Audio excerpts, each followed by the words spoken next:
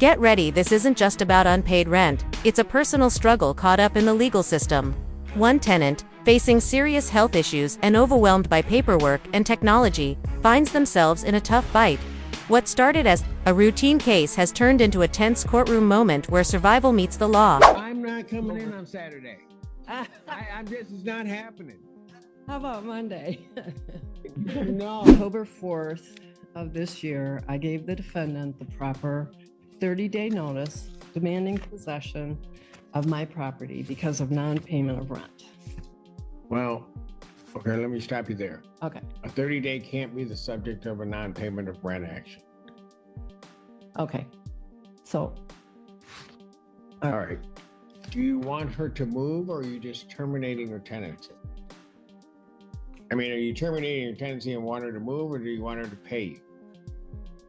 I want her to move, and I want to also have a money judgment, so I can't do that? Yes, you can do that. Okay, that's what I want. Okay. Go ahead. Yeah, and I'm seeking a money judgment from the court for all back she owes me as of December 1st, 2023, which is $11,995 plus court costs, $215, and service fee of $68. So how much is your So the total claim? money judgment requested from the court is $12,278. All right, Ms. Gerler, what do you have to say to that? Your Honor, when I first moved in, it was to be a temporary arrangement. I had another place lined up.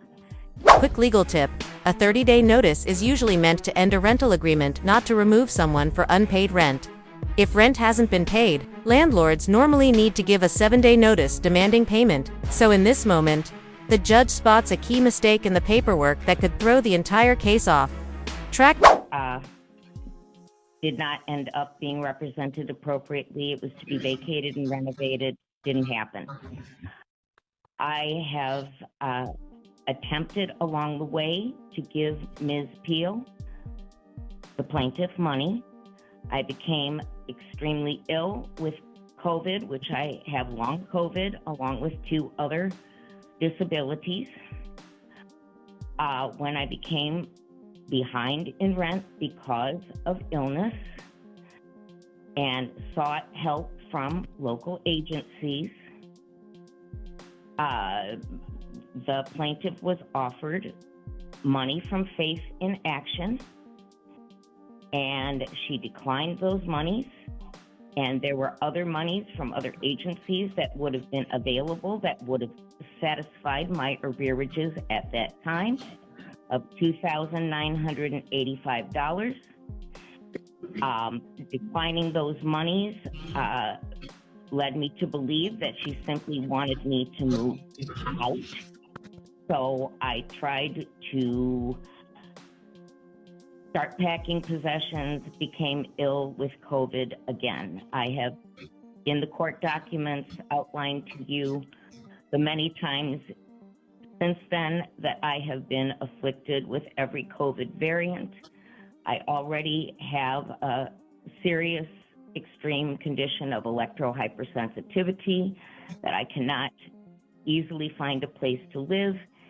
I cannot live in group settings, be exposed to Wi-Fi, wireless meters, be near cell towers. I need a rural environment. I no longer have a vehicle. I cannot use cell phones, smartphones, computers due to my electrohypersensitivity, and I thank the court for granting this Zoom appointment at the last minute, since I was not supplied the forms necessary in the personal and mailing service I received, and was actually waiting because in our December 1st hearing with Judge Barr, he informed the plaintiff that she had filed incorrect paperwork and needed to refile. So I have been waiting for that paperwork to come, which I don't know if something changed and was not necessary. But What incorrect paperwork? I don't have a notice to that. Well, and that's whatever happened, Your Honor. That's what I heard in court, and I'm not privy to what happened thereafter. I am chronically ill, Your Honor. When I Okay. get well, Ma'am, I hold on. cannot work. Yes, ma'am. I spoke with my attorney counsel yesterday, and she said my paperwork was fine. I think it was just not clear to Judge Barr what I wanted because I didn't know how to present my case. So, Well, but yeah, I actually see what Judge Barr is saying right now. Well, you filed 2 different notices. This isn't your typical eviction case. The tenant isn't just behind on rent, she's living with long COVID, 2 other disabilities, and a rare condition called electrohypersensitivity, which makes it hard to be around modern tech, like Wi-Fi or smartphones. It's a tough situation that goes far beyond just money. That's why. I got it. It's fine. I think. Hold on. That's not that one. Right. You filed 2 different ones, but you've got, it appears to me, the correct paperwork. All right. Your Honor, So- just to respond, that's what I heard from the judge, and my legal Yeah, but counsel. this is another judge saying that that's wrong. It's correct. And that's fine. I have no problem, but I Okay, was waiting good. on that paperwork.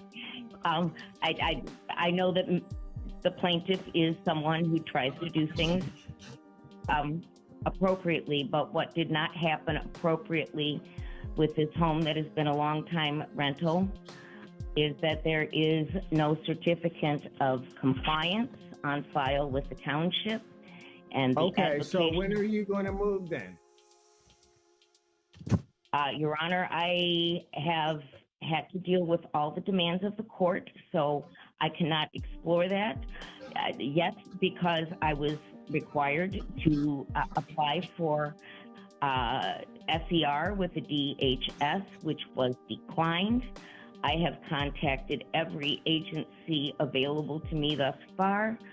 Ma'am, do you understand she doesn't want you to pay rent and stay? She wants you to leave.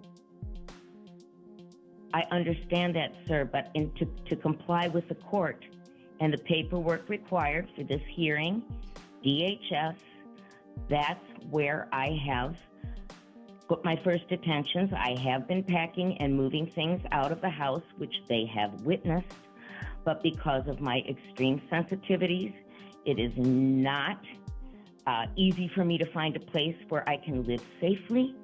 I have just recovered from my last bout with COVID, which has severely impacted me for the last 4 years and created these issues.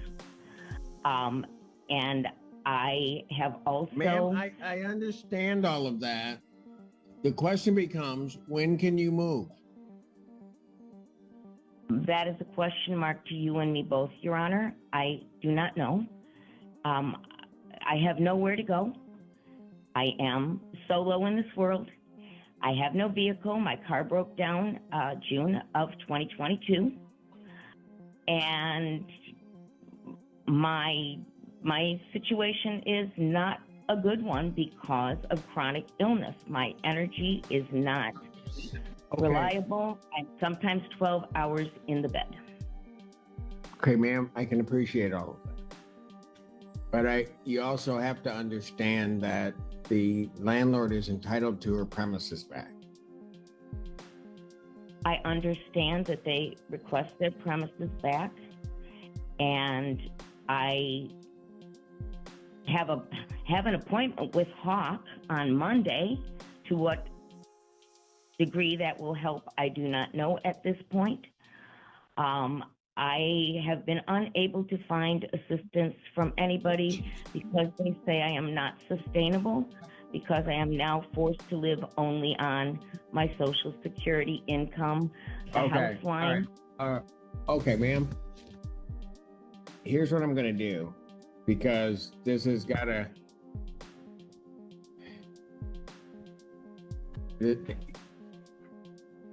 I understand the difficulties that you're telling. I also understand that the landlord needs to resolve that. So I'm going to set this for a trial.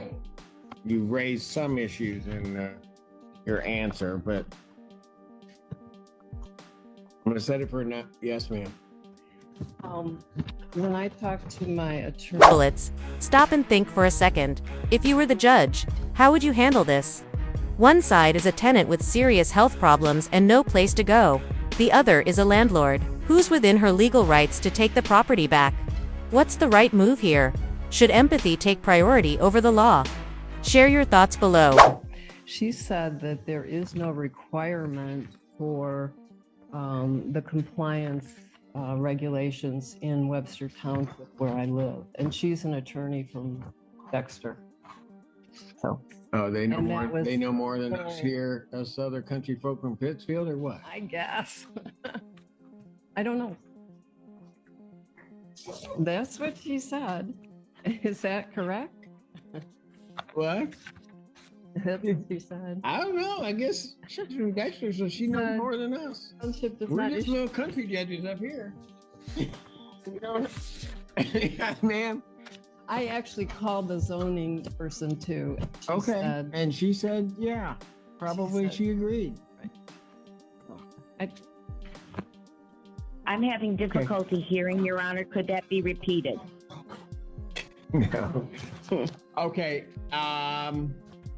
She went to Webster Township. The issue regarding the certificate of occupancy, it really isn't an issue because they don't require it for rental properties in Webster Township. That's the long and short of it. I would like to know then why Legal Services of South Central Michigan gave me this form and checked Okay, it out. ma'am. They must I have don't obviously know. You guys keep talking about lawyers. I've not met them. I don't know. All I know is this. You two are in front of me arguing a case. You have one position, plaintiff has another position. So here's what I'm going to do. I'm going to set this matter for non-jury trial. It will be in person. Your Honor, that I hope you realize is not possible for me. I'm even being harmed waiting for 2.5 hours on my cell phone, which is on speaker remote Ma'am, from me. then I don't know how I'm going to get you into court.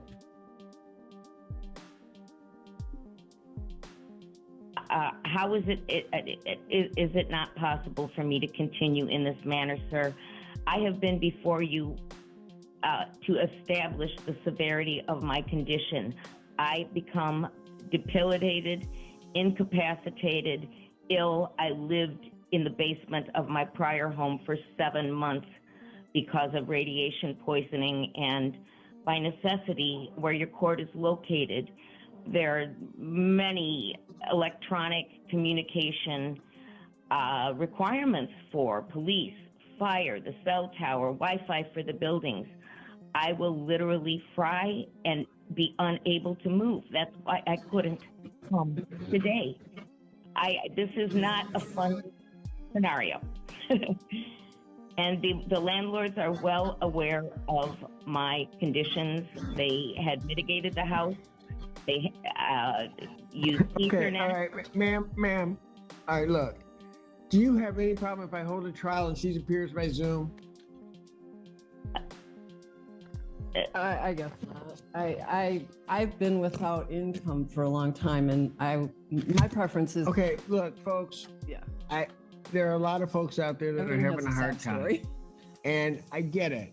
Yeah. Okay, I have to deal with it every Friday, so I don't know that I can help you with any of that right now. Right. I'm just trying to set a trial date. Do you Sooner have the any better. objection to her? Tomorrow. What? Tomorrow, the sooner the better. I'm not coming in on Saturday. How I'm just, it's not happening. about Monday? No. What?